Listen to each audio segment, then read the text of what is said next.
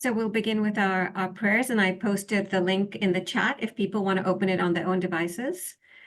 So enthused by great compassion, you taught the Immaculate Dharma to dispel all perverted views. To you, the Buddha Gautama, I pay homage. Enthused by great compassion, you taught the Immaculate Dharma to dispel all perverted views. To you, the Buddha Gautama, I pay homage. Enthused by great compassion, you taught the Immaculate Dharma to dispel all perverted views. To you, the Buddha Gautama, I pay homage. I go for refuge until I'm enlightened to the Buddha, the Dharma, and the Sangha. By my accumulations of the practice of giving and so forth, may I become a Buddha to benefit all sentient beings. I go for refuge until I'm enlightened to the Buddha, the Dharma, and the Sangha. By my accumulations of the practice of giving and so forth, may I become a Buddha to benefit all sentient beings. I go for refuge until I'm enlightened to the Buddha, the Dharma, and the Sangha. By my accumulations of the practice of giving and so forth, may I become a Buddha to benefit all sentient beings. Independent origination, there is no ceasing, no arising, no annihilation, no permanence, no coming, no going, no separateness, and no sameness. I prostrate to the consummate Buddha, the supreme among all teachers, the one who taught this peace, which is freed of elaborations. I prostrate to the mothers of the hearers, the Bodhisattvas and the Buddhas, which through the knowledge of all lead hearers seeking pacification to complete peace, which through the knowledge of paths causes those helping migrators to achieve the aims of the world, and through the possession of which helps subduers expound a variety of teachings. The one who is transformed into the reliable guide, motivated by altruism to benefit sentient beings, the teacher, Sugata, and protector, to you I make prostrations. The one who has illuminated the web of conceptualizations and is endowed with the divine bodies of the vast and the profound, who eternally shines forth the forever noble light rays, to you, the Buddha, I make prostrations.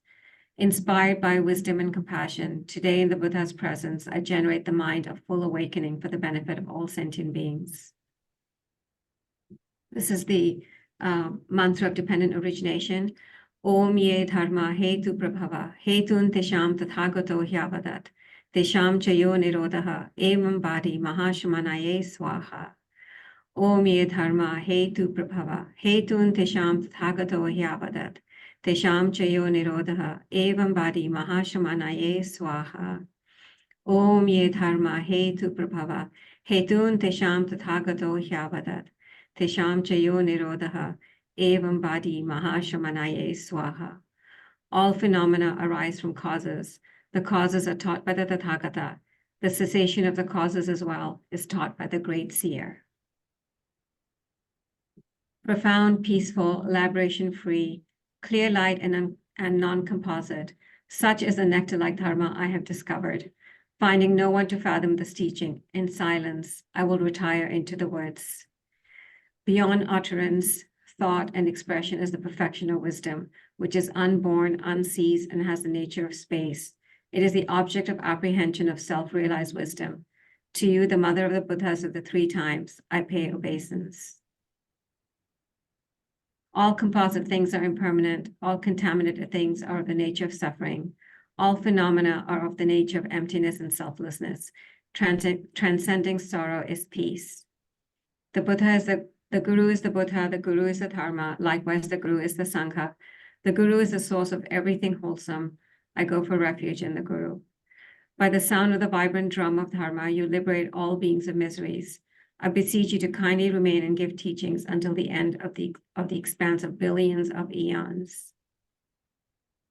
The Buddha does not wash the negativities of beings, nor does he remove the miseries by his hands. His spiritual realizations not transferred to them. It is by teaching the truth of suchness that beings are liberated. With folded hands, I beseech the Buddhas of all directions to shine the light of Dharma for all bewildered in misery's gloom. If you are attached to this life, you are not a spiritual practitioner. If you're attached to samsara, you have no renunciation. If you're attached to your own self-interest, you have no bodhicitta. If there is grasping, you do not have the view. And now praise to Shakyamuni Buddha, to the founder, the endowed transcendent destroyer, the one gone beyond, the foe destroyer, the completely perfected, fully awakened being, perfect in knowledge and good conduct. Sugata, knower of the world, supreme guide of human beings to be tamed, teacher of gods and human beings, to you, the completely and fully awakened one, the endowed, transcendental destroyer, the glorious conqueror, the subduer from the Shakya clan, I prostrate, make offerings, and go for refuge. To the founder, the endowed, transcendent destroyer, the one gone beyond, the foe destroyer, the completely perfected, fully awakened being, perfect in knowledge and in good conduct. Sugatha, knower of the world, supreme guide of human beings to be tamed, teacher of gods and human beings, to you, the completely and fully awakened one, the endowed, transcendental destroyer, the glorious conqueror, the subduer from the Shakya clan, I prostrate, make offerings, and go for refuge. To the founder, the endowed, transcendent destroyer, the one gone beyond, the foe destroyer, the completely perfected, fully awakened being, perfect in knowledge and in good conduct, Sugatha, knower of the world, supreme guide of human beings to be tamed, teacher of gods and human beings, to you, the completely and fully awakened one, the endowed, transcendent destroyer, the glorious conqueror, the subduer from the Shakya clan, I prostrate, make offerings, and go for refuge. When, O supreme among humans, you were born on this earth, you paced out 7 strides, then said, I am supreme in this world. To you who were wise then, I prostrate. With pure bodies, form supremely pure, wisdom ocean like golden mountain, fame that blazes in the 3 worlds, winner of the best, Lord, to you I prostrate. With the supreme signs, face like a spotless moon, color like gold, to you I prostrate. Dust free like you, the 3 worlds are not, incomparable wise one, to you I prostrate. The Savior having great compassion, the founder having all understanding, the field of merit with qualities like a vast ocean, to you the Tathagata I prostrate. The purity that frees one from attachment, the virtue that frees one from the lower realms, the one path, the sublime pure reality, to the dharma that pacifies, I prostrate. Those who are liberated and also show the path of liberation, the holy field qualified with the realizations, who are devoted to the moral precepts, to you, the Sangha, I prostrate. Do not commit any non-virtuous actions, perform only perfect virtuous actions, subdue your mind thoroughly, this is the teaching of the Buddha. A star, a visual aberration, a flame of a lamp, an illusion, a drop of dew or a bubble, a dream, a flash of lightning, a cloud, see conditioned things as such. Through these merits may sentient beings attain the rank of all-seeing, subdue the foe of faults, and be delivered from samsara's ocean, perturbed by the waves of aging, sickness, and death. The Hatsuta mantra. Tayatha om gate gate paragate parasam gate bodhi swaha. Tayatha om gate gate paragate parasam gate bodhi swaha. Tayatha om gate gate paragate parasam gate bodhi swaha. Tayatha om gate gate paragate parasam gate bodhi swaha. Tayatha om gate gate paragate parasam gate bodhi swaha. Tayatha om gate gate paragate parasam gate bodhi swaha. Tayatha om gate gate paragate parasam gate bodhi swaha. And now our aspirational bodhicitta verses. I go for refuge to the triple gem. I confess the negativities individually. I rejoice in the virtues of all the beings. I hold the precious Buddhahood in my heart. I go for refuge until I'm enlightened to the Buddha, Dharma, and the Supreme Sangha. I generate the mind of bodhicitta to resolutely accomplish the aims of others and myself. Having generated the mind of supreme enlightenment, bodhicitta, I invite all sentient beings to be my guests and shall engage in the delightful and excellent practices of full enlightenment. May I become a Buddha to benefit all sentient beings. I go for refuge to the triple gem. I confess the negativities individually. I rejoice in the virtues of all the beings. I hold the precious Buddhahood in my heart. I go for refuge until I'm enlightened to the Buddha, Dharma, and the Supreme Sangha. I generate the mind of bodhicitta to resolutely accomplish the aims of others and myself. Having generated the mind of supreme enlightenment, bodhicitta, I invite all sentient beings to be my guests and shall engage in the delightful and excellent practices of full enlightenment. May I become a Buddha to benefit all sentient beings. I go for refuge to the triple gem. I confess the negativities individually. I rejoice in the virtues of all the beings. I hold the precious Buddhahood in my heart. I go for refuge until I'm enlightened to the Buddha, Dharma, and the Supreme Sangha. I generate the mind of bodhicitta to resolutely accomplish the aims of others and myself.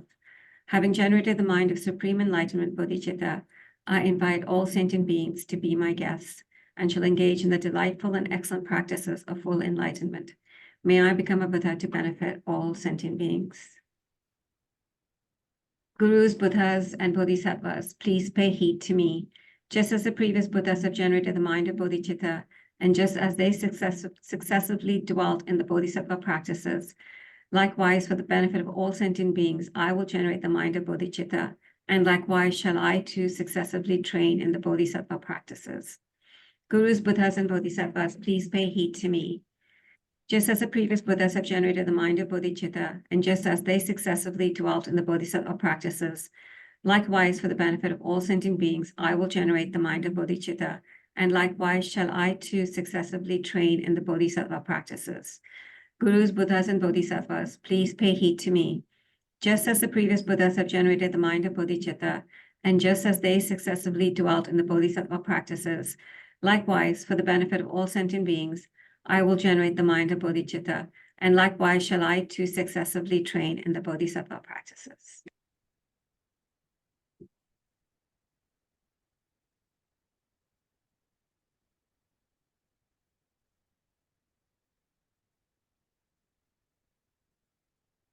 Thank you, Sneh.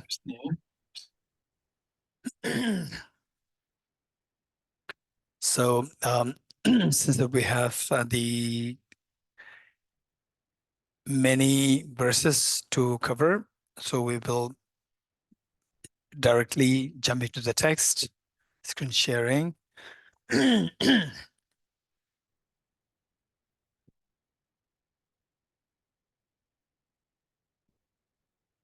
Thank you. Verse number 9. So thus far, to give you a quick review of what we did thus far, is that what we want is we want to be free from miseries and we want to embrace the maximum happiness. And do we have this potential? The answer is yes. We call it Buddha nature. And this Buddha nature, this Buddha nature, how to awaken it by removing the mental dirt. So to remove the mental dirt, we need to apply the remedy. What remedies to apply? It depends on the nature of the developments. And nature of the developments become to realize that is all somehow related to ignorance. Ignorance, which they view things as objective real. So in this connection, we also explained in the earlier class about what constitutes the ultimate reality. Because to eradicate the ignorance, we need to introduce the wisdom. And the wisdom means a mind which discerns the reality. So naturally, the question is, what constitutes the reality? So with this in mind, and the reality, to explain reality, the Buddha remained silent for 49 days. Buddha was hesitant. Buddha was not sure whether to explain the reality, saying that in Tibetan,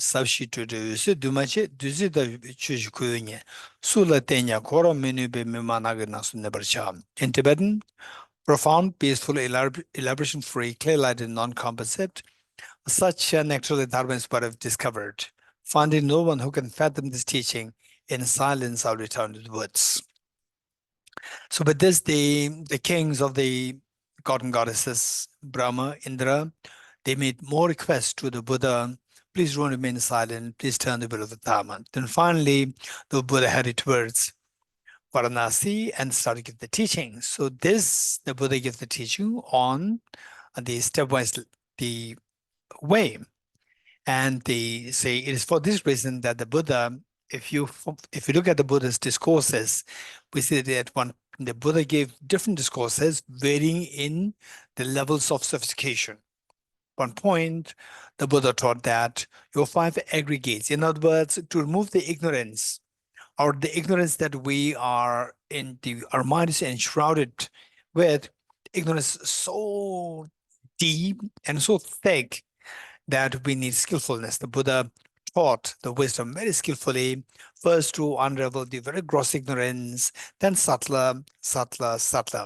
What do you mean by gross ignorance? And then tackle the subtler.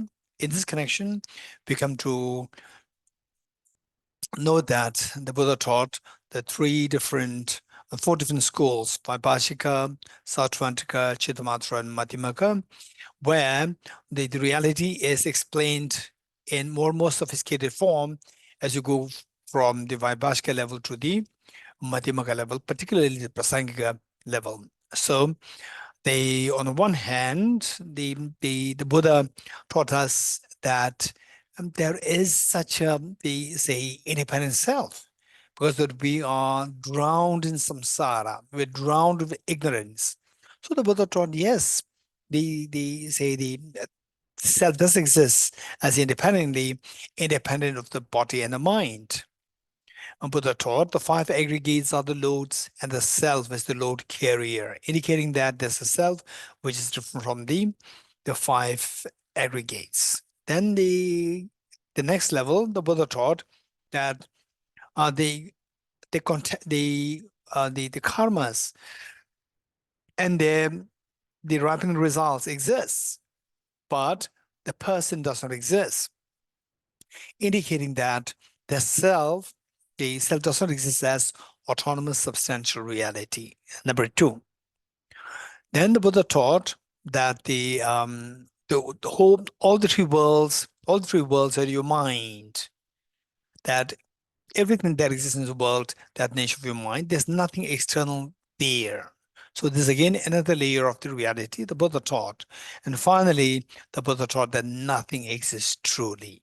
So here we see that there are these different layers of reality the Buddha taught. Likewise, the Nagarjuna, in this text, a seminal text, the commentary on Bodhicitta or Bodhicittavivārana, we see that initially Nagarjuna is rejecting the very gross understanding of the understanding of the very gross level of the misperception of the self, or in other words, rejecting the misperception of self on a very gross level.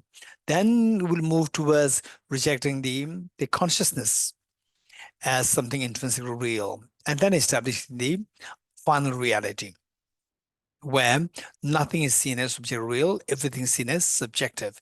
And in our last class, what we learned is that we were introduced to the concept of subjectivity and the objectivity. And where we see things as objective real, that is ignorance. And the outcome of the ignorance is miseries, the fears. And to get away from the fears, we need to get away from the ignorance.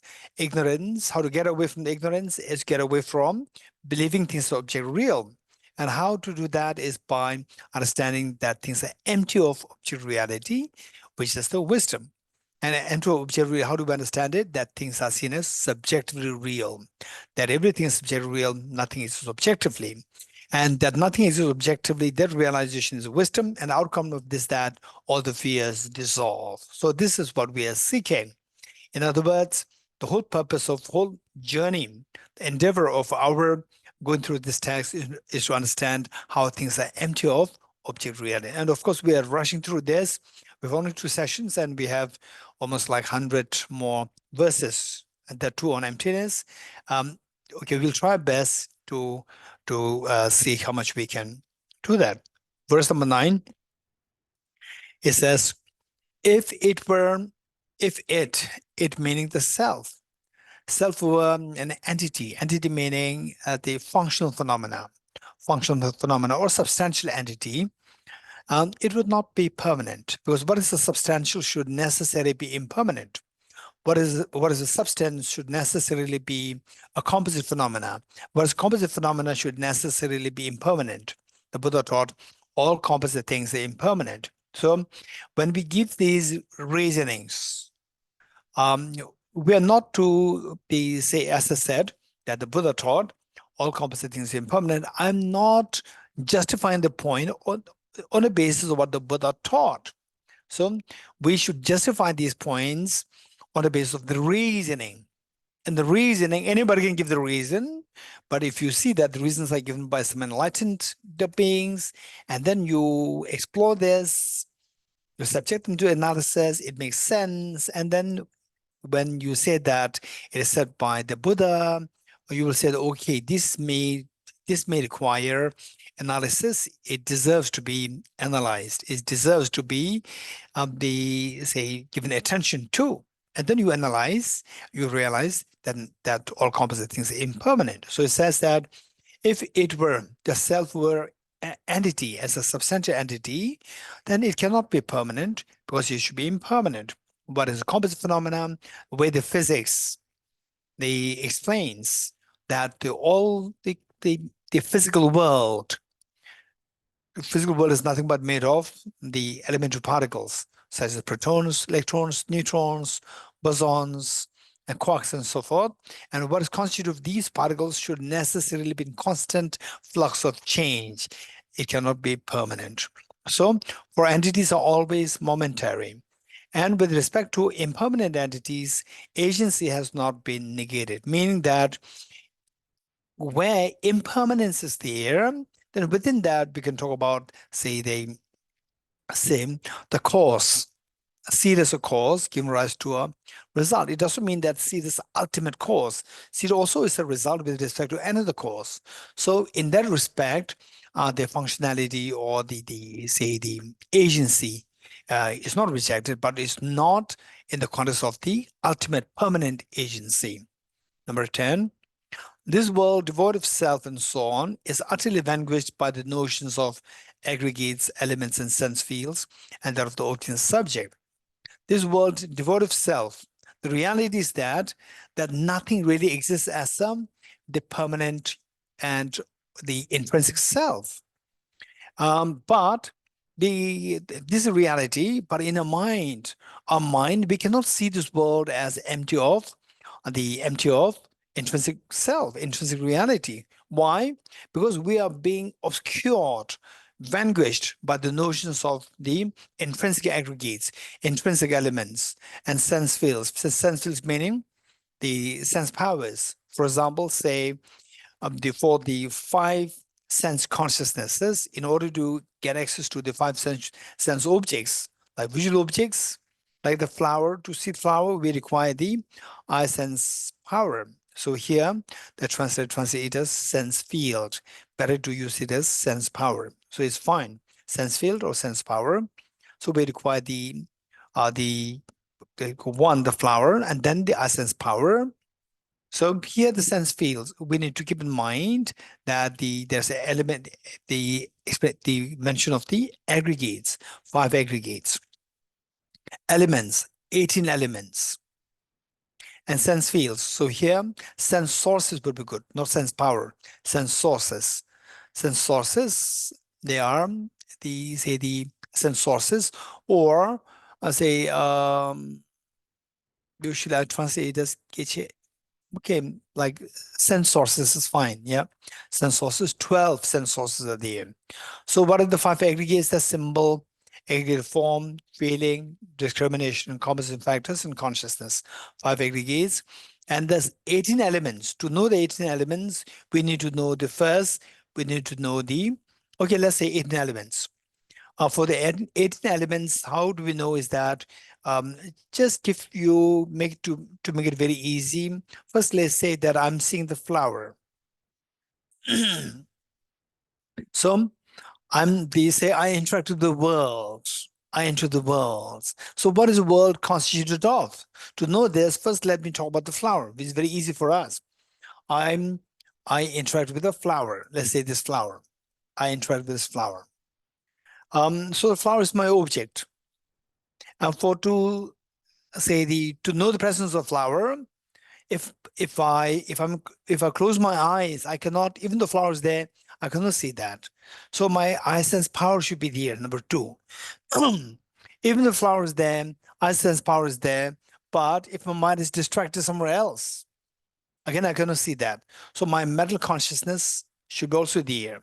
So my mental consciousness, so the flower, eye sense power, and the mental consciousness, the preceding mental consciousness, these combined together will give me a feeling that it will give me a eye sense consciousness to know, oh, there's a flower there. So we have the flower, number 1, as object. Then we have the sense power, eye sense power, as the medium. And then finally, eye sense consciousness is the result. So object, the medium, and the result as a consciousness. Let me repeat it. Object, then the sense power as the medium, and the consciousness as the result. There are 3 things. So how many objects are there? There are 6 objects in this universe. All objects in this universe that you interact with is nothing but constituted of 6. For example, I can say that all the human beings on planet Earth, 8 billion human beings, if you tell me who are there, I have no clue. But what I can say is that all these 8 billion human beings can be classified in 2 groups, females and the non-females. Nobody can argue against me. Females and non-females is how we can classify the human beings on this planet Earth. 80 billion human beings. Likewise, all the things that exist in the universe can be classified into 6 objects. What are they? They five sensory objects: visual, auditory, gustatory, olfactory, tactility, and the phenomena of the mind, phenomena to be viewed by the mind, mental consciousness. 5 sense objects, and the one object which is seen by the mental consciousness. 6 objects. Because there are 6 objects there, we require 6 sense powers.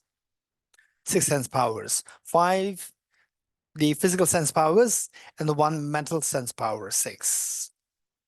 Now there are 6 consciousnesses. 5 sense consciousnesses and the 1 mental consciousness.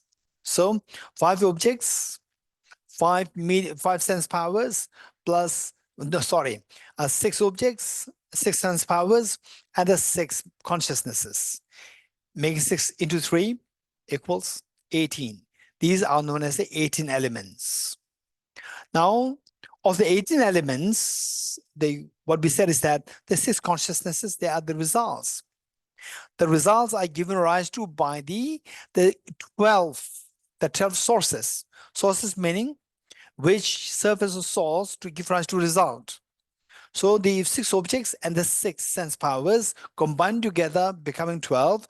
These are referred to as the 12 sources. 12 sense sources of the 12 sources. Why sources? Because they serve as a source to give rise to the result in the form of these 6 consciousnesses. Okay. So what is being taught here is that this world devoid of self and so on, is utterly vanquished by the notions of aggregates, elements, and fields. So what we are seeing as the 5 aggregates, 18 elements, 12 sources, they are like we are seeing them in our dream.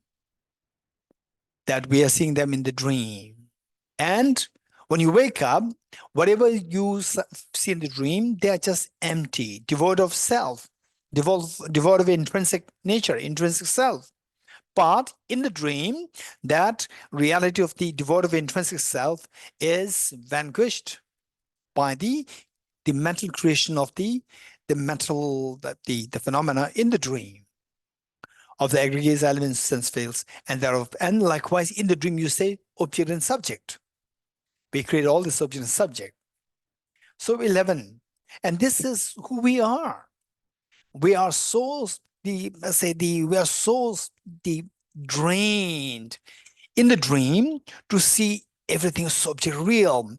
5 aggregates, 12 sources, and the 18 elements. 11. Thus the Buddha who seek to help others have taught to the disciples the 5 aggregates form. So therefore, in order to help the beings who have no clue of emptiness of objective reality of the aggregates, sense sources, and the 18 elements, for them the Buddha taught, yes, the 5 aggregates exist, 12 sources exist, and the 18 elements exist, so like they exist as the way we see them, as object real. Thus the Buddha who seek to help us have taught to the disciples, with the disciples, the 5 aggregates: form, feeling, discrimination, composition factors, and consciousness, the 5 aggregates. Then the 12, excellent among the bipeds, referring to the Buddhas. The Buddha always taught as well, but at the same time, while this is what the Buddha taught to the disciples, so in a loose sense, we all become the Buddha's disciples, but here, more precisely, disciples refer to the Shravakas. Shravakas are because that we see that while the Buddha was still alive, the people who are his followers, mainly who were around the Buddha, they were mostly the Sravaka practitioners. Bodhisattvas, their job is to benefit other beings. They are not really always going with the Buddha, because the Shravakas, they're heavily dependent on the Buddha, and the Pratik Buddhas, they seek more, they're more independent, and then they go more in, they stay more in the solitude, and they even wish to attain the enlightenment in a solitary form. So the disciples who are mostly seen around the Buddha, they were the Shravakas. So the Shravakas, they were oftentimes referred to as the disciples. So even the Shravakas, according to Madhyamaka, of course, eventually you have to see emptiness. If you don't see emptiness, forget about Buddhahood. Even the personal liberation cannot be attained. But to reach to that level, the Buddha had to initially start with the teaching that yes, these things do exist. For example, the manner in which the Buddha taught the first 10 noble of Dharma, where the Buddha taught 4 noble truths as objective real, as truly real. 12. Excellent among the bipeds, always taught as well. At the same time, with the second noble of Dharma, the Buddha taught that everything is like a dream. Nothing exists objectively. For example, like the 5 aggregates. The 5 aggregates, they're all not real. For example, forms, physical form, aggregate form, appear as a mass of form, FOM form. And a feeling, aggregate feeling, resemble bubbles in the water. Bubble which looks so beautiful, but when you go there, it's just, you prick it and it goes, there's nothing really substantial there.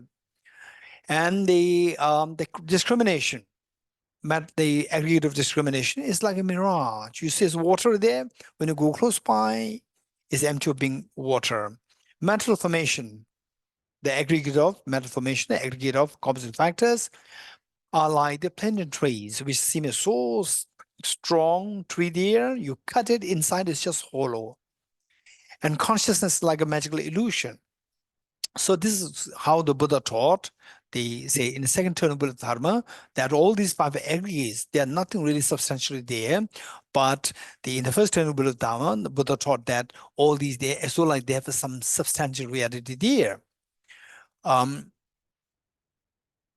Consciousness like the magical illusion, 13, line 3. Presenting the aggregates in this manner, the Buddha taught thus to the Bodhisattvas. So earlier, the Buddha taught to the disciples, meaning the Shravakas, and then to the Bodhisattvas, whose wisdom is more profound. The Buddha taught that all these 5 aggregates, they don't really truly exist the way they appear to us as subjective real. 14. That which is characterized by the 4 great elements is clearly taught to be the aggregated form. What is aggregated form? Aggregated form, which uses a flower as a form, your body is a form, the cheesecake is a form, which attracts us, which pushes us, which makes involuntary pull and push within us, making us lose our freedom. Cheesecake, it pulls us, involuntary pull us, and then the difficult people involuntary pushes us. So we see that there's involuntary pull and push happening, seeing things as objectively real, objectively attractive, objectively unattractive. So this is what happens, seeing them as objectively real. And so what are these forms? What attracts us, what pushes us. So these are actually nothing but made of the 4 great elements: element earth, water, fire, air. It's clearly taught to be aggregative form. The rest are invariably established, therefore, as devoid of material form. For example, like the aggregate of feeling, of the 5 aggregates, aggregate of feeling, discrimination, composite factors, and consciousness, they are devoid of form. Therefore, devoid of material form. 15. Among these, the eyes, visible forms, and so forth, which are described as the elements. These should be known also as the 12 sources and as the objects and the subjects as well. So now, what constitutes the subject and object? The Buddha also at one point taught this subject and object. And again, even the subject and object do not exist objectively real. For example, in the dream, we meet with many people, we go to different places in the dream, and we have the eyes, we have the ears, listen to the music in the dream, as the ears as subject, to listen to the music as the object, subject-object duality, And your eyes as the subject are seeing things, the people, new places as the object, subject, object. When you wake up, the subject object duality in the dream dissolves. But in the dream, we see that these are the 12 sources there. The 6 objects are seen, and the sources are there to contribute to the 6 results. So 12 sources. Among these, the eyes as this sense, the source, sense power, the visible forms as object, and so forth, which are described as the elements, 18 elements. We talked about elements. These should be known also as the 12 sources. So the 6 objects and the 6 of the 18 elements, 6 objects and the 6 as at the sense sources combined together out of the 18 elements, the first 12 elements, they also refer to as the 12 sources. And what are why sources? Because these serve as sources to give rise to the consciousness as a result. And as the objects and the subjects as well. Neither atoms or form exists, no in sense power elsewhere. Even more, no sense power as agent exists, so the producer and the produced are utterly unsuited for production. So we talk about the sources. Sources means to produce the consciousness. So consciousness to be produced and the sources as producer. So there is this concept of produce and produce. But say produce and produced, okay, I'm going a little fast. And so what is expected is that I would highly suggest that if you're really interested in this, of course, this is it's not about, for example, when we have, say, tumor, it's not about you interested or not interested. We have to go through surgery. So likewise, we are in samsara, and then we continue to shed tears. And if we want to stop shedding the tears, then this is a surgery we have to go through, the surgery of wisdom emptiness. We have to go through this, even though it looks tough. But then this is the only way which will help us to stop the tears of samsara. So what we're doing at the moment is going a little fast. And at the same time, we need to remember that there are many courses available nowadays in English and in other languages as well. And say Tibet House, we also offer, and in fact, APMT offers many courses on different levels. And the Tibet House also, we offer, Tibet House Delhi offers several courses. So if you really want interest in these things, then you can apply, you have to do these courses. Okay, in a more systematic way. So what we're doing is just jumping, doing one course here, then another course there. So this is going to be just grabbing at something, but we're not going too systematically to find the root there. And this will give us a feeling that, okay, the need to go for systematic studies, the sense of the urgency, sense of the desire, to go for systematic studies will be triggered within us. Okay. Now you say the objects, 6 objects which are created by the atoms, then the 6 sources, 6 sense sources, primarily physical sense sources, again made of the physical parts. So these, what's ultimately there? Atoms, even the atoms don't exist intrinsically. Even the atoms also like dream. Neither atoms or form exist, no insense power elsewhere. Even more, no sense power as the agent exists, because the sense powers are nothing but made of physical atoms, not atoms, physical parts, which is not physical, which are not physically seen by our sense consciousnesses, but they're very subtle physical entities. And because that even they don't exist as intrinsic real, so there is no intrinsic agent, sense power as the external agent. So the producer and produce is just like an illusion.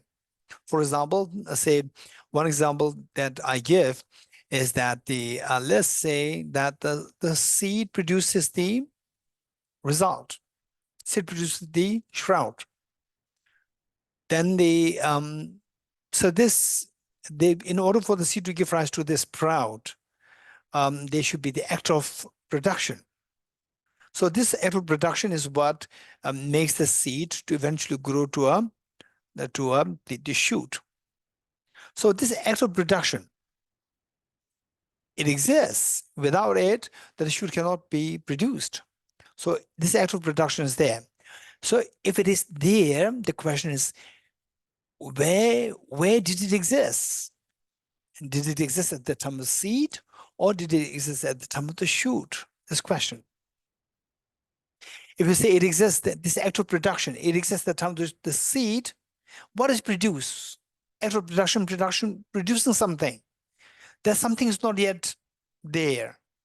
If we say at the time of the shoot is already produced, why the act of production required? So with this analysis, we see that the act of production cannot be established. So when we cannot establish the act of production there, it doesn't mean the act of production doesn't exist. So why we find it challenging is that we believe things as objectively real, including the act of production to be objectively real. Now, when with this analysis, we see that it's not there, and it gives us a tough time. It's because that it challenges our belief that the actual production should be objectively real. That is challenge. So actual production exists, but it cannot be existed as objectively real. So this challenges the objectively existent actual production. So with this, the produced and producer, they exist only like an illusion. Objectively, you can never find it there. So the producer and the produced are utterly unsuited for production, meaning for objective production. Next.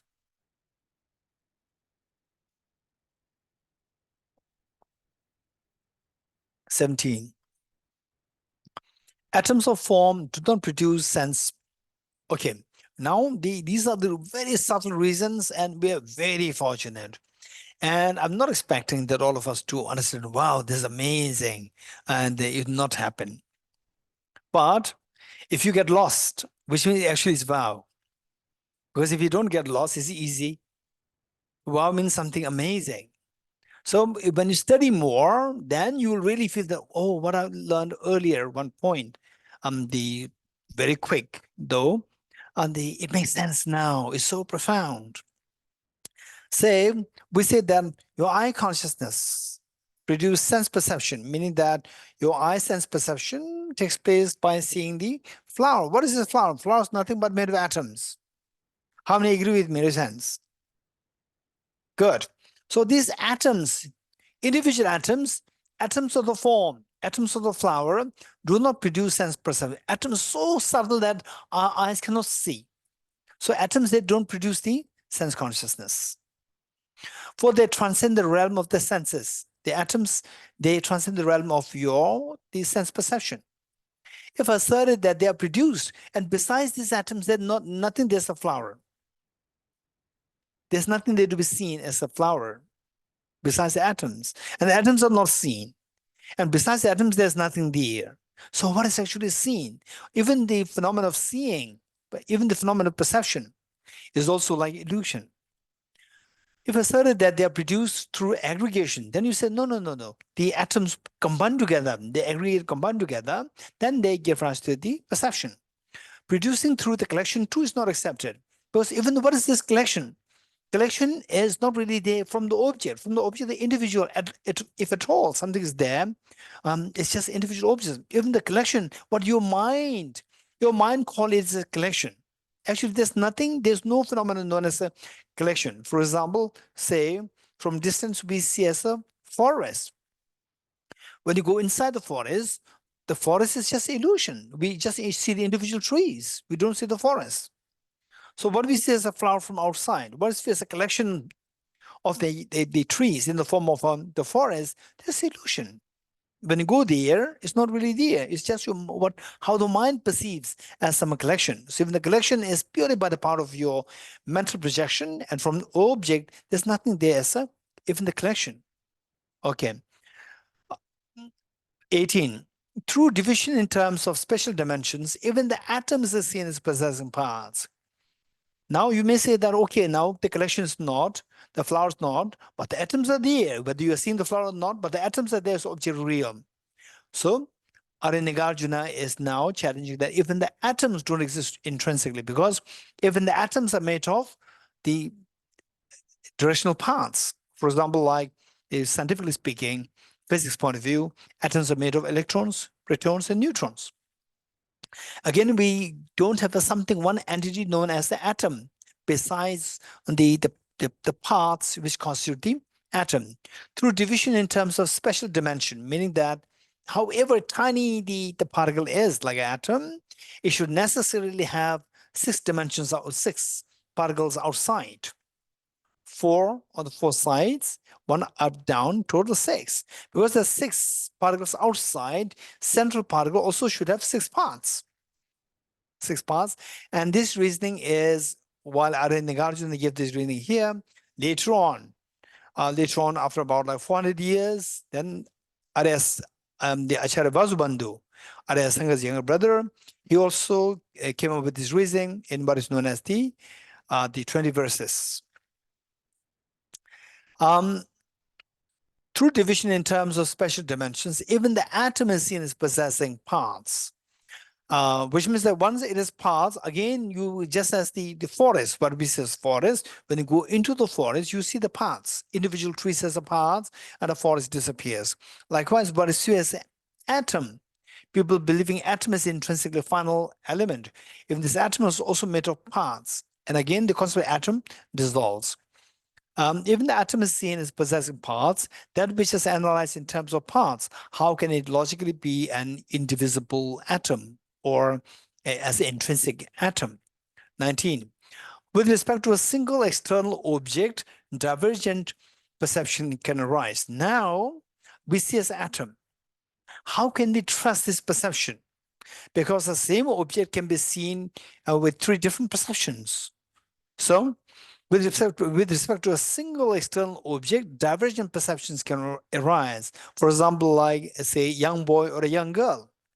Young boy or young girl, say to the opposite gender, looks as, oh, that is a very beautiful girl or a very smart boy. To the lustful person, but to the yogis who meditate always on impermanence and the miseries and the impure nature of the beings, the bodies, for them, the person, the boy or the girl, appears as so the undesirable, very ugly. And to the wild animals like lions and tigers, it's a delicious meal. The object appears a delicious meal. So the same person is viewed in 3 different ways, through 3 different perceptions taking place. And which is correct, which is wrong? All are correct. All are correct with respect to from your point of view. Objectively, there's nothing really there. So how can you trust this perception as what we call as the collection? Even that's your perception. Besides the perception from the object, what is really there is not really there. 20. With respect to 19. With respect to a single external object, divergent perceptions can arise. A form that is beautiful to someone, for someone else, it is something else, is undesirable. For example, with respect to the same female body or a male body, 3 different notions are entertained by the ascetic, who meditates on the impurities, the female ascetic or a male ascetic, meditate on the impurities of the male or the female body, seeing that as a very ugly object, and the lustful person seeing that as the object of lust, and the wild dog, the lions and the tiger see that as a delicious meal, as a corpse, an object of lust, or a food. So this is how the perceptions take place, which is purely subjective perception, which has nothing to do with the object. 21. It is the sameness of the object that functions, if asserted. And is this not like being harmed in a dream? Okay, so let's say that the same object serves as the corpse to the ascetic and the object of lust to the lustful person, as a food for the wild animals, but the object is the same. But even that object, which we call as object, we think that there's something there objectively, even that is like what is happening in the dream. This is not like being harmed in dream. Say the act of being harmed, being pulled, being pushed. Are they not exactly how that happens in dream. In dream, we are affected. But affected, we feel that there's so much of fear, all these are triggered, but when you wake up, we come to realize that this is all just my mental creation. So it's just not the same with the waking state as well. Between the dreams and the wakeful state, there's no difference insofar as the function of things is concerned. This is extremely profound. Say that we said no, the dream and the waking state is very different. It's very different. How many of you think like this? Raise hands.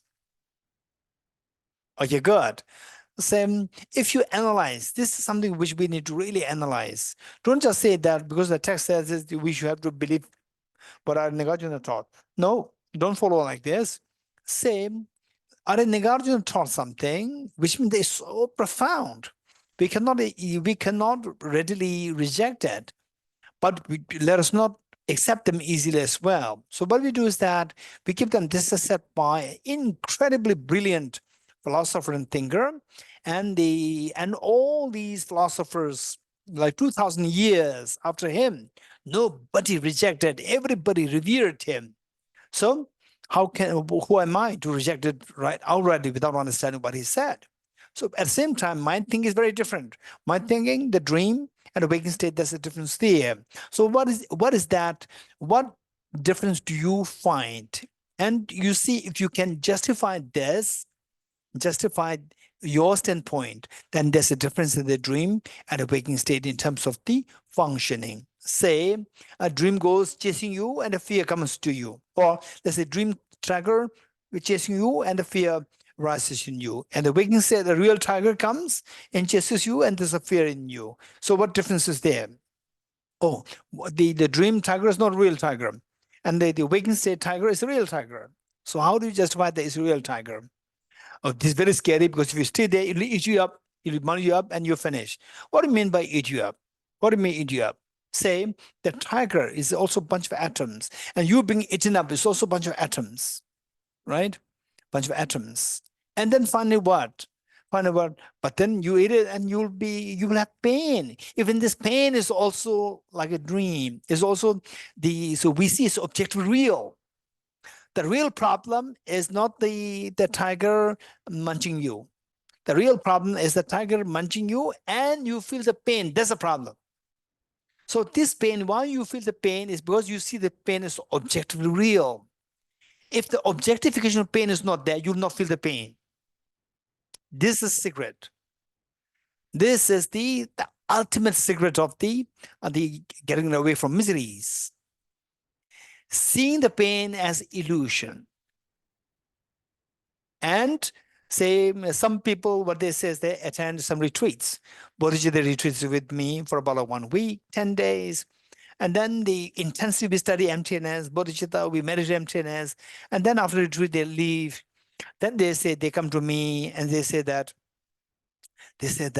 oh, Geshe, I've been meditating on emptiness since the retreat, every day meditating, and it works so well when everything's okay. When the real problem is there, then it doesn't work. Emptiness doesn't work. So my question is, how many years you studied, you practice emptiness? Not years, then how long, right? How many months? Not months. How many days? 10 days. What is 10 days, right?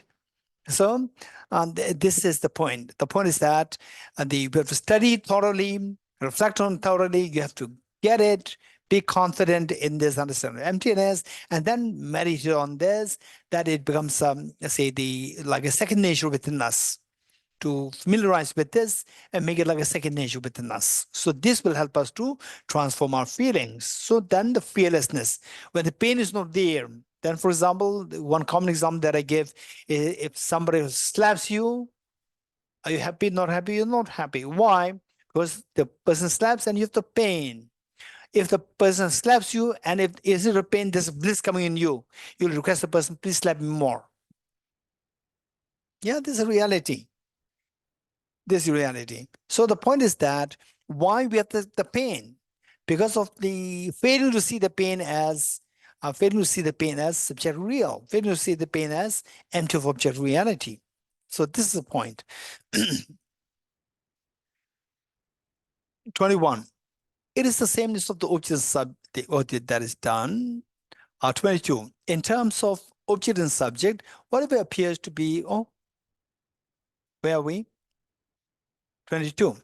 In terms of object and subjects, whatever appears to the consciousness, apart from the cognition themselves, no external objects exist anywhere. Okay, now Arya Nagarjuna is moving to the next phase.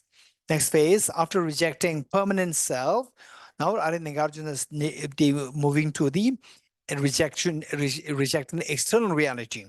In other words, the next phase is not ultimate, still in the progress. Progress establish the view of the Chittamatra. So progressing, the way the Buddha taught, the Vaibhashika, Sautrantika, Chittamatra. Now it is the Chittamatra level. Then finally, even that is going to be rejected when the Arya Nagarjuna was teaching the final one, emptiness of object reality. So here, at this point, Arya Nagarjuna is rejecting external reality. In the dream, what you see as external, say the external world in the dream, say you are in your own country in America and you dream of being in Japan. So you see the Tokyo airport, the hotels, the flyovers, you see all these things. And then you wake up. You see that whatever you saw in the dream simply dissolved, but the dreaming mind continues. So the mind exists, and externality, they viewed at the time in the dream, they all dissolve, but the dreaming mind continues. So which means that the mind exists, externality is empty, although you see things that are external in the dream. 22. In terms of objects and subjects, subject is your mind, and the objects as the externality. In terms of objects and subjects, whatever appears to the consciousness, which is a subject, apart from the cognition themselves. See, in the dream, the dreaming mind creates the contents of the dream. These contents of the dream, that just say what your mind apprehends. Besides the apprehension, objectively, there's nothing there as an external object. Apart from the cognition themselves, no external objects exist anywhere. Chittamatra philosophy. 23. So there are no external objects at all existing in the mode of entities. As external, as entities, as functional phenomena. Okay, the flower does it exist? To Chittamatra, don't say flower doesn't exist. Flower exists. So what is Chittamatra philosophy? That the flower does not exist externally. That is Chittamatra philosophy. Don't say that the flower doesn't exist. Don't say the flower is the mind.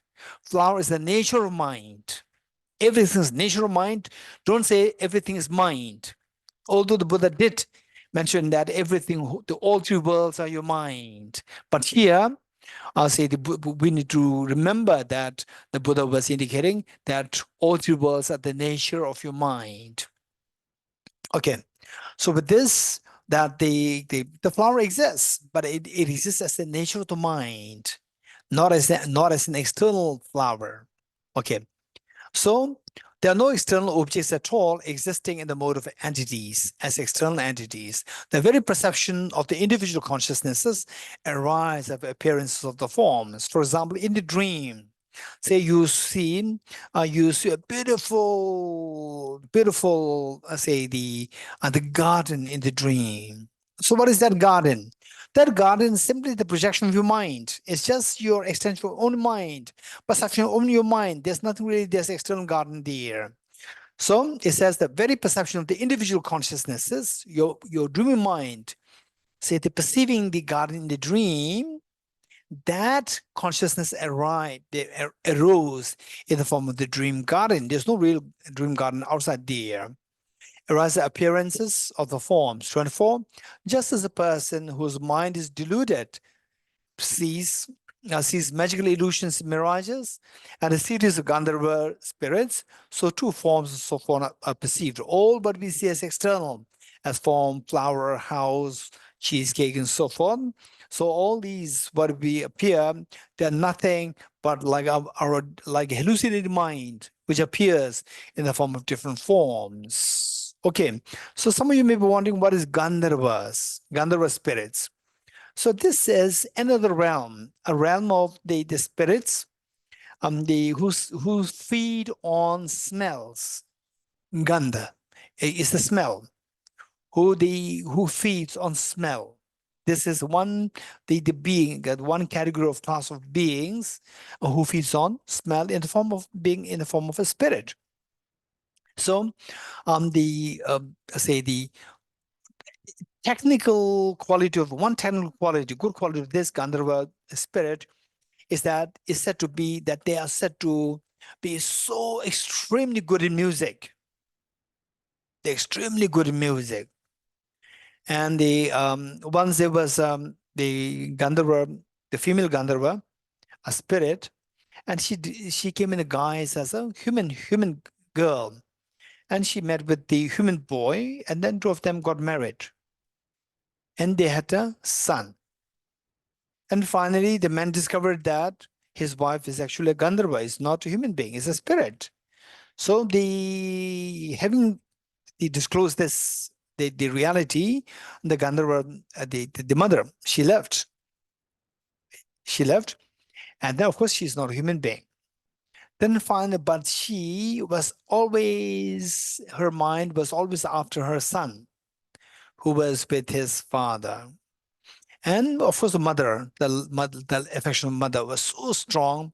One day she came in the guise of a human, and in a crowd, of course, she would identify some of the people, and she identified somebody, and then the asked that, do you know this person by the name this person, her husband?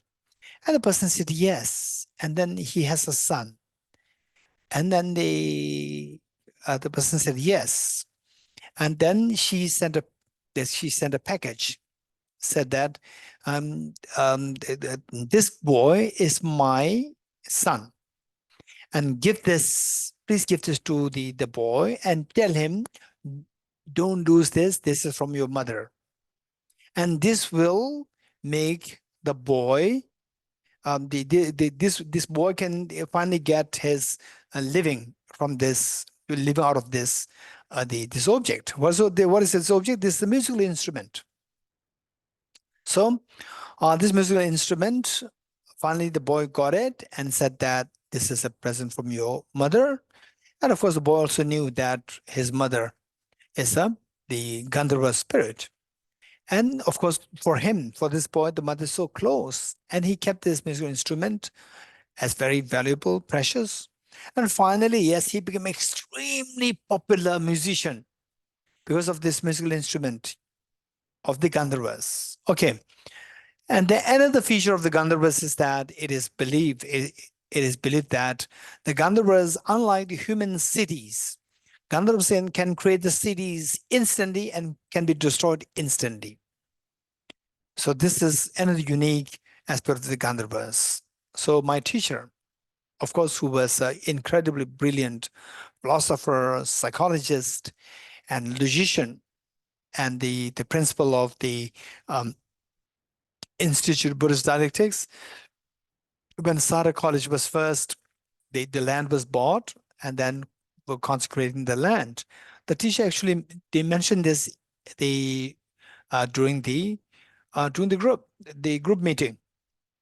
He said that when he with the senior students were consecrating the land, and he was presiding over the congregation, and he turned towards his left, he could see a whole village there. And he knew that there was no village. It was just empty in that direction.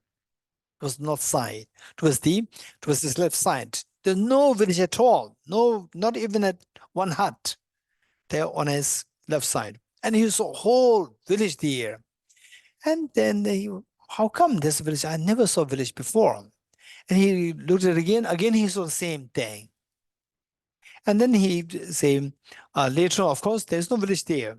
So it is said that the Gandharva cities or towns, they have been instantly created and instantly demolished.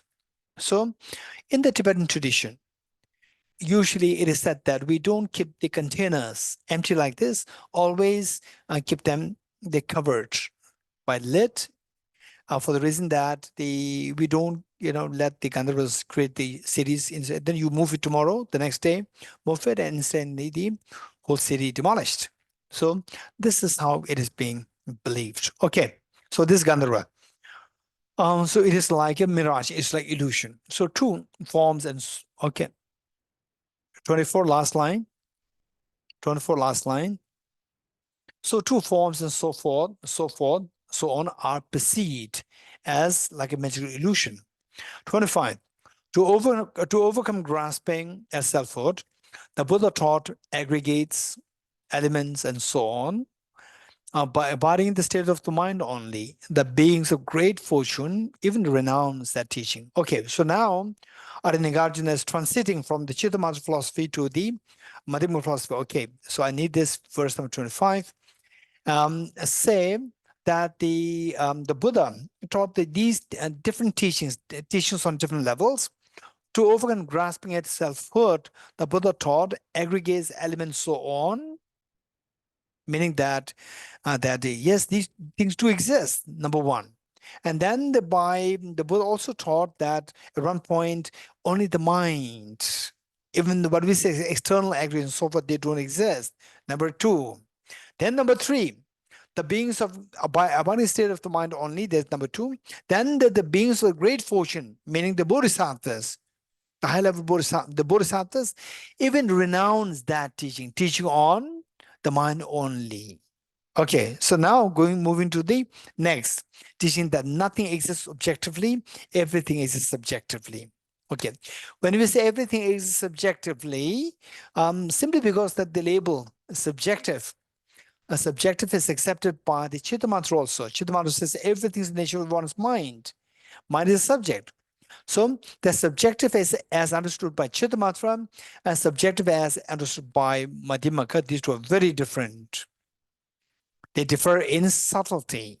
So for Chittamatra, when this is subjective, everything's the nature of the mind. Everything's the nature of this subjective mind, which means that there's no external reality, but the mind exists as truly. In other words, for Chittamatra, subjective means subjective as opposed to external, as external reality. Subjective as opposed to external reality. But for Prasangika, subjective as the Madhyamika in general, subjective as opposed to true existence, not external. Then for Prasangika, more precise for Prasangika, subjective as opposed to objective existence. So look, subjective has many connotations. For let's say for the South Tranquil school, number one Vaibhashika, number two South Tranquil. For South Tranquil, they also talk about subjectivity. For South Tranquil, subjective means subjective as opposed to substantial reality. Substantial reality. For Chittamatra, they also talk about subjectivity, subjective as opposed to external reality, not substantial, external reality. Then for the Savatantrika Madhyamaka, subjective as opposed to true existence. Then finally, Prasangika, subjective as opposed to objective reality or inherent reality. So subjective has many layers of understanding. For example, we speak of, let's say that the president, so say for example, in America, in India, we said, oh, president of our, let's say our department, president of the nation. These are very different. Although both bear the same label president, but the president of a department, some colleges, the head of the college is known as presidents. And some head of the college is known as the principal. And some that they are known as provost. There are various labels there. So the president of a college and president of the state, these are very different. So likewise, the subjectivity as presented by South Tranquil school, subjectivity as presented by Chittamatra, as Savatana Madhyamika, as Prasanga Madhyamika, they are very different. Okay.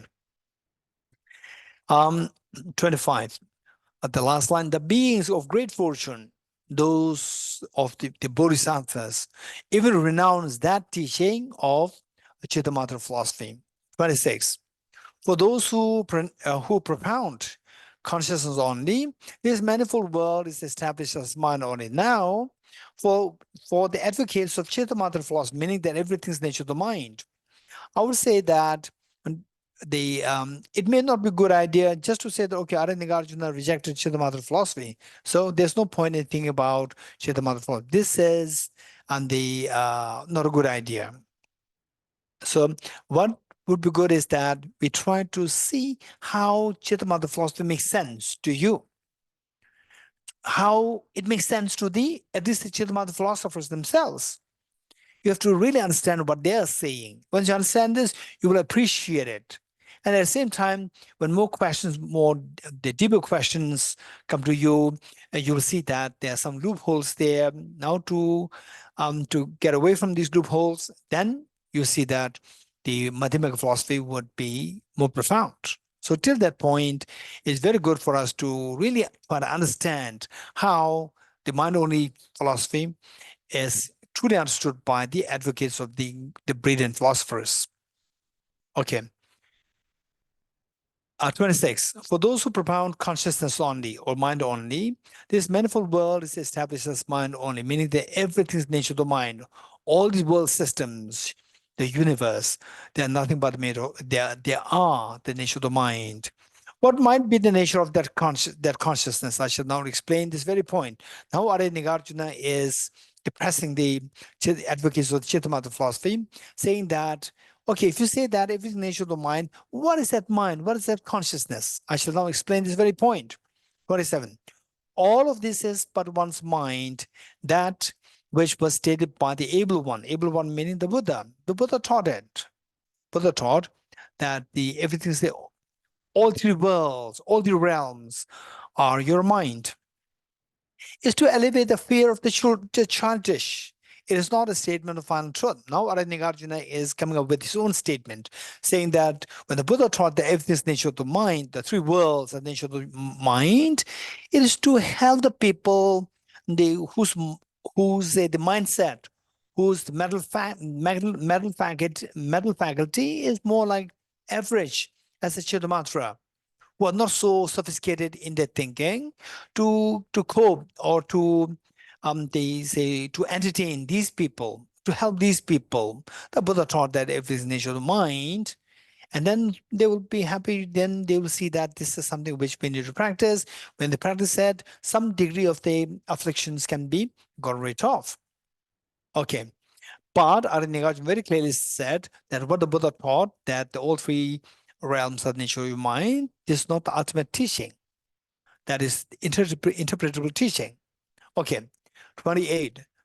Now this is something, the unique presentation of the Chittamattha philosophy, the imputed, the dependent, and the consummate. Okay, everything that comes to your mind can be classified into three natures: imputed nature, dependent nature, or the other powered nature. These two are synonymous: imputed nature, dependent nature, or other powered nature, and then finally thoroughly established nature or consummate nature. Consummate nature or thoroughly established nature, these two mean the same. So everything that comes into existence can be classified into these three natures. And the imputed, referring to first dependent. The number two, dependent refers to the impermanent phenomena. And the consummate here refers to the ultimate reality, emptiness or the ultimate reality. Then the imputed, referring to non-existence and the permanent phenomena other than emptiness. Let me repeat it. Imputed, within this class of nature known as the imputed nature, there are two things which fall under this category: non-existence, what is non-existent, and what exists as permanent but not as ultimate reality. So these two fall under the imputed nature. Dependent nature, referring to impermanent phenomena, and the consummate nature, referring to the ultimate truth. They have only one nature of their own, emptiness. So although Chittavivāraṇa classified them as three different natures, but the ultimate, if you really go to the true nature, only one nature. That all three are the nature of emptiness. Only one nature of their own emptiness. The identities are constructed upon the mind. So, and what we see them as three distinct natures, these are actually what your mind constructs. So if you really see what is ultimately there, it's just the emptiness.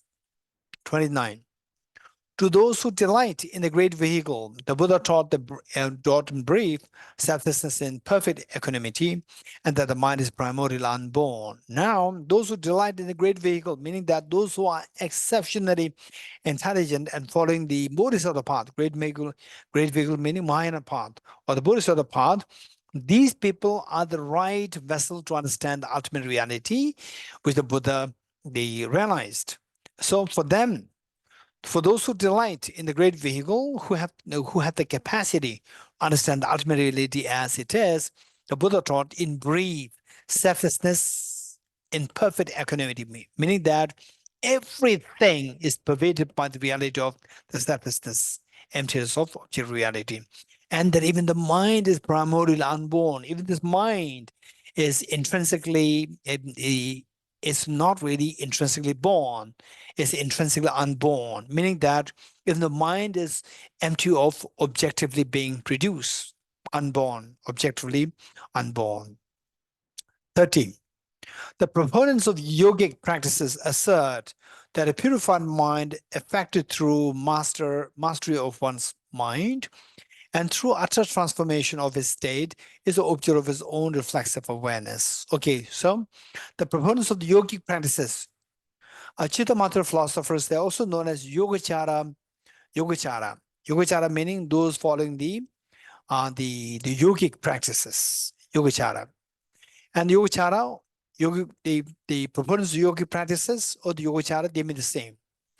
Yogacara or Chitta, what they say is that your mind, that the purified mind which is being purified through mastery of one's mind to see everything, the nature of one's own mind, and through the utter transformation of seeing this object, seeing things as externally real to seeing things empty of external reality,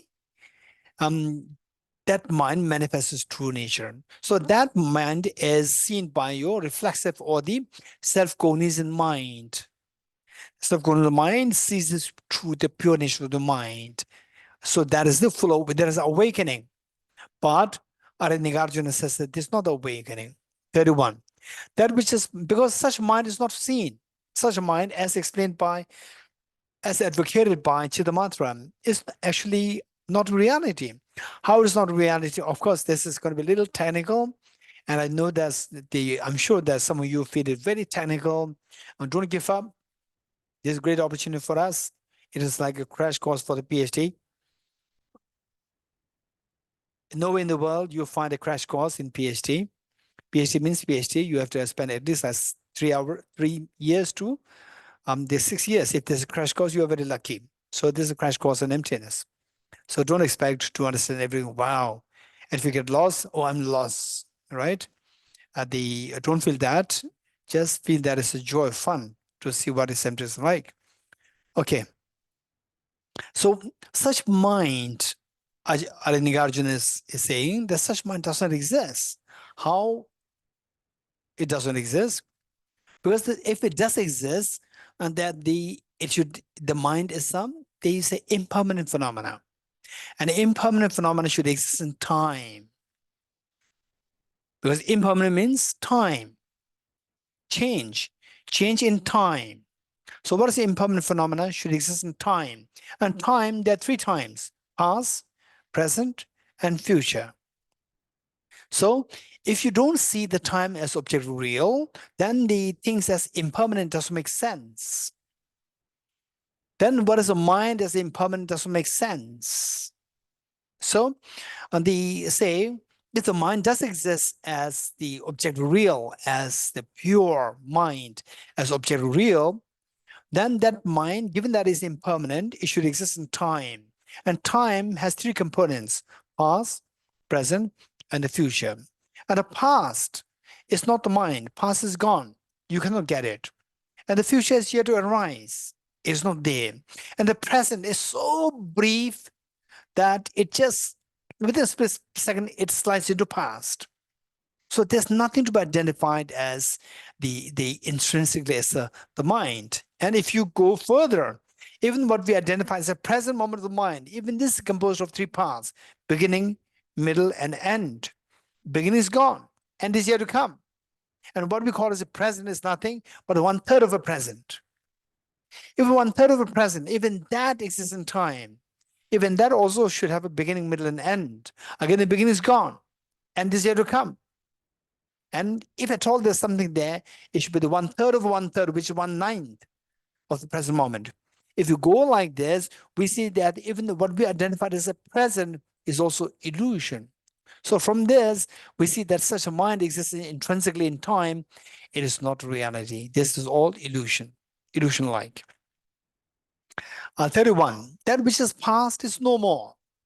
The time, the mind exists in time, which consists of three parts: past, present, future. That which is past is no more. Don't say that it's a mind, it's already gone. For example, say, when you say, I am attending the class today, class on, and the class on, the commentary on Bodhicittavivāraṇa. When you say, I am attending class, don't include the 2022. 2022 is past, is gone. Don't include that mind. Don't include 2025. It's yet to come. If at all you want to say that, I am attending the class on Bodhicittavivāraṇa, it should be the mind of the 2024.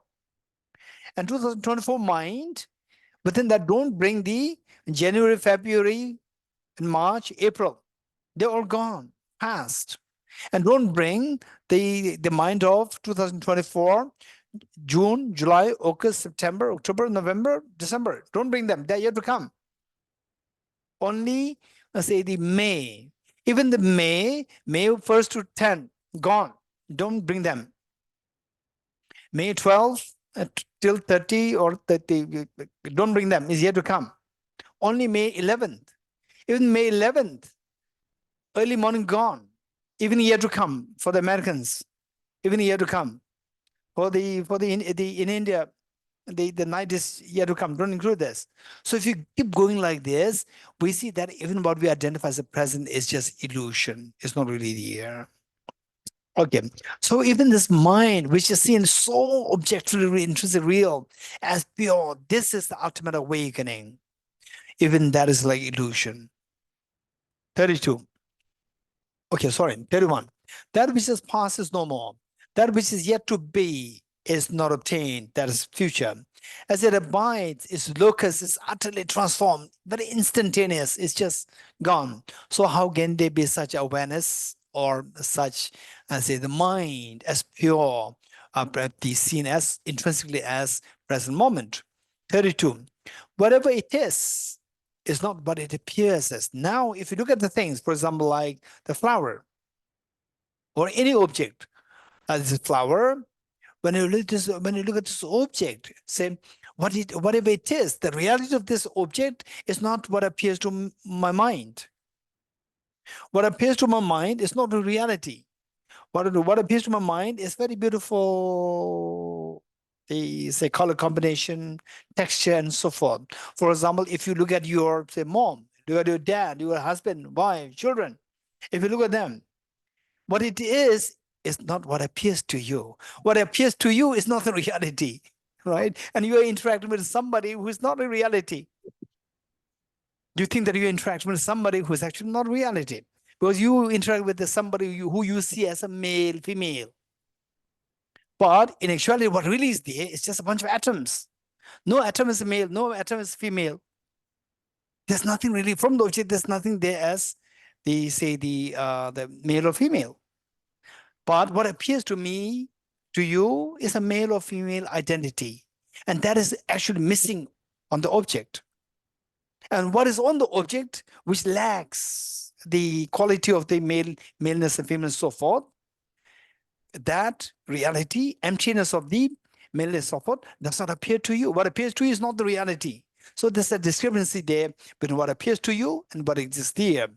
Whatever it is not what it appears to as. Whatever it appears as, it is not the reality. So consciousness devoid of selfhood. So what is that?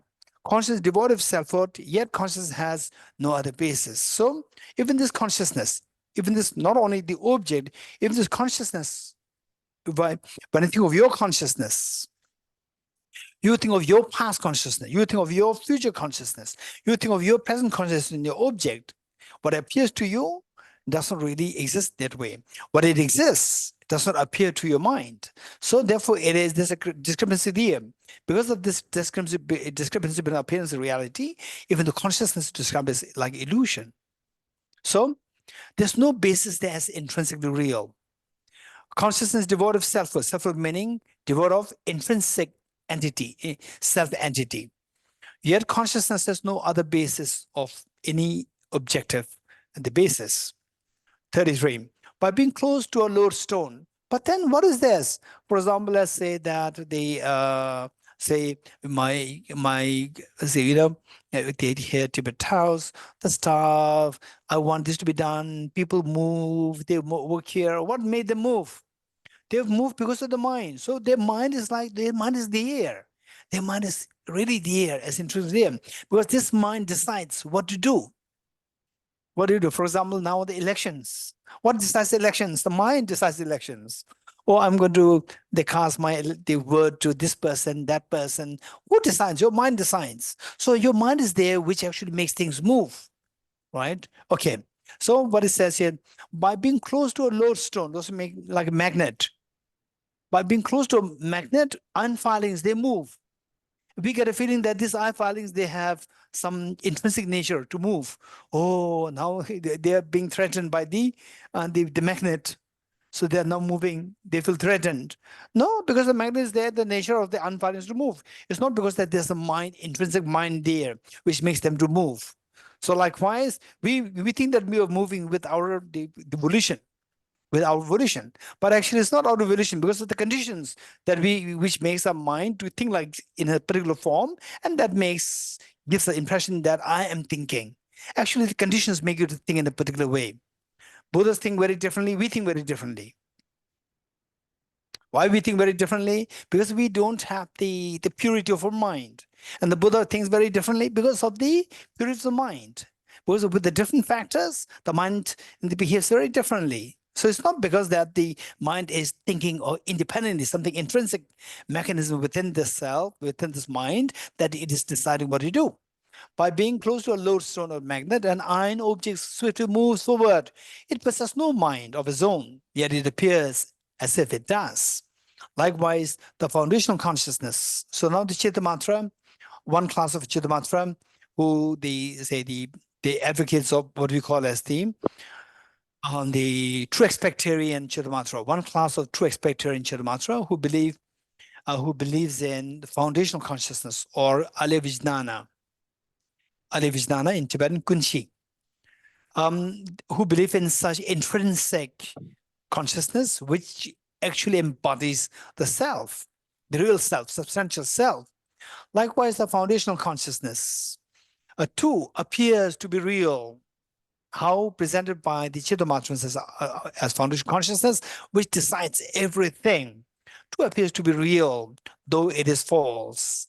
In this way, it moves to and fro and retains the three realms of existence. So finally, what embodies all the three worlds?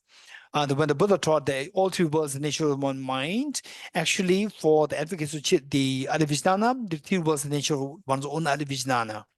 And even that is not truly as the alevijnana, even that is like an illusion. 35. Just as the ocean and the trees move about, though they possess no mind, likewise foundational consciousness too moves about in dependence upon the body.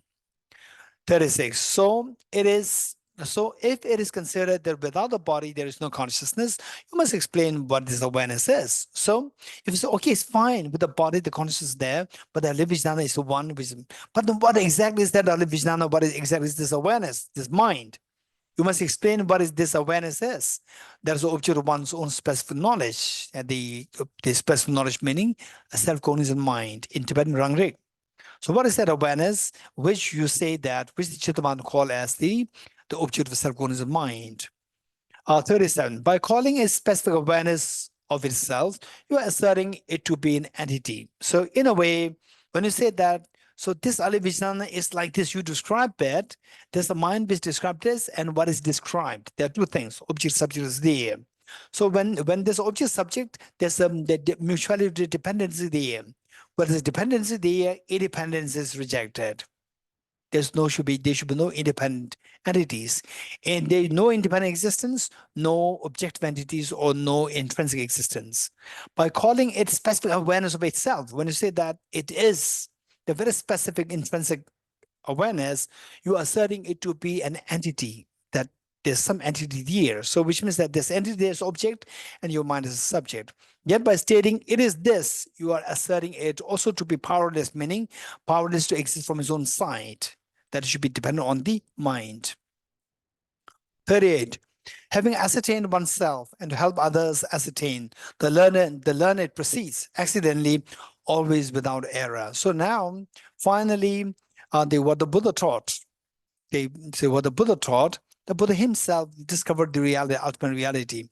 Having ascertained oneself and to help others ascertain the reality, the learned one, particularly the Buddha, proceeds accidentally, always without error. Finally, what the Buddha taught as the ultimate teaching, that is to be the reflected more. 39.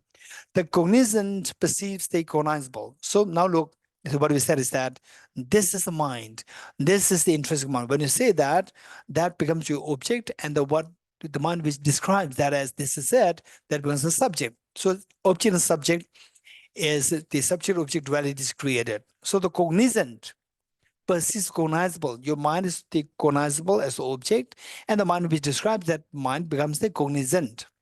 Cognizant as the subject and the cognizable as the object. Your mind, and the mind is the cognizable, that's the object. Without the cognizable, so these two are mutually dependent. Without cognizable object, the cognizant cannot exist. Without the cognizant cannot exist. These two are mutually dependent. For example, like a mother and a child. Without the child, you are not a mother. Without the mother, you are not a child. So these two are mutually dependent. Mutually dependent means that they cannot be one entity to be referred to as the independent as a child, independent of a mother. And you cannot describe somebody as the parents, independent of the child. Therefore, why do you not admit that neither object nor subject exists as intrinsic real, except for mutual dependency? 40. The mind. So now, what is this mind then? You can see the mind. Yes, mind is there. But mind doesn't exist as intrinsically as independent real. It exists by the part of the label, part of the mind, part of the name. So here the better translation would be, the mind is but a mere label rather than name. The mind is but a mere label. The Tibetan is Ming. So Ming can be translated as name or a label. We don't say the mind is a name. We can say mind in the form of a label. So what we can say is that mind is but due to a mere label. Objectively, there's no mind. It's through the labels that the mind comes into existence. For example, we talk about, say you build a house with 3 rooms, and 1 room you're going to allocate as a living room. So which one? So initially, you are yet to give a label. And then, okay, the first one is too exposed to the sun. So that is the place Delhi is very hot. So therefore, it's not good for living room.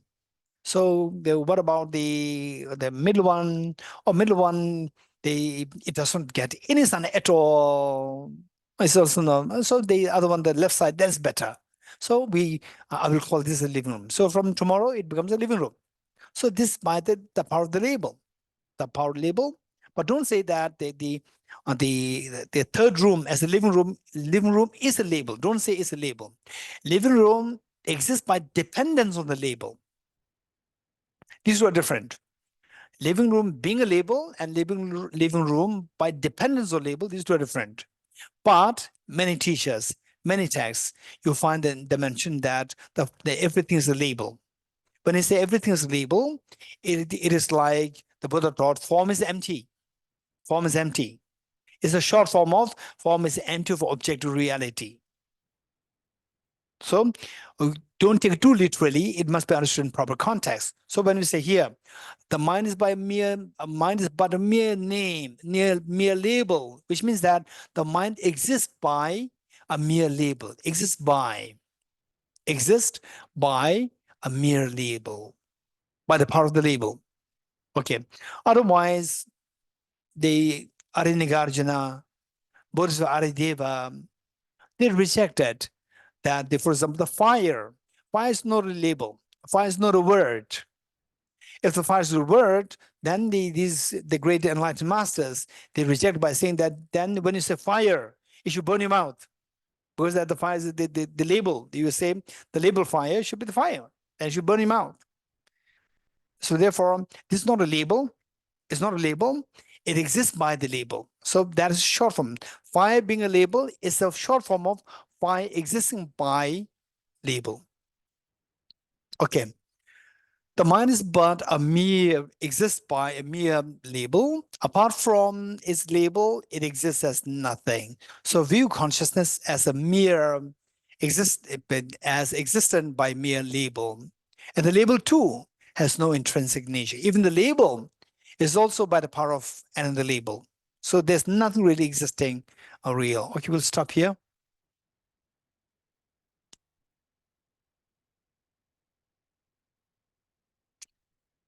And of course, this is a little technical. I understand it. And so in a way, when you see it's a little technical, it's like encouragement for all of us that we have to engage in more systematic studies. Okay, thank you. I will screen share the dedication prayers, Geshe-la. Yes, please. In the land encircled by snow mountains, you are the source of all happiness and good. All-powerful Chenrezig Tenzin Gyatso, please remain until samsara ends. Just as the brave Manjushri and Samantabhadra to realize things as they are, also I dedicate all these merits in the best way that I may follow their perfect example. I dedicate all these roots of virtue with the dedications praised as the best by all the Buddhas who appeared in the 3 times, so that I might perform the noble Bodhisattva's deeds. May the supreme Bodhicitta that has not arisen arise and grow, and may that which has arisen not diminish, but increase forevermore. Having dispelled all inner and outer obstacles and downfalls, such as poverty, despair, oppression, cruelty, epidemics, and natural disasters due to environmental degradation, may all beings forever enjoy the glory of peace and happiness. I go for refuge to the triple gem. I confess the negativities individually. I rejoice in the virtues of all the beings. I hold the precious Buddhahood in my heart. By the power of practicing and supplicating to you, may all be free from sickness, poverty, and conflicts, and may dharma and the auspiciousness proliferate in all the places where we abide. The path of the union of emptiness and compassion is lucidly explained by the protector of both, the dharma and the beings of the land of snows. You are the lotus holder, Tenzin Gyatso. We supplicate you that your wishes are fulfilled spontaneously.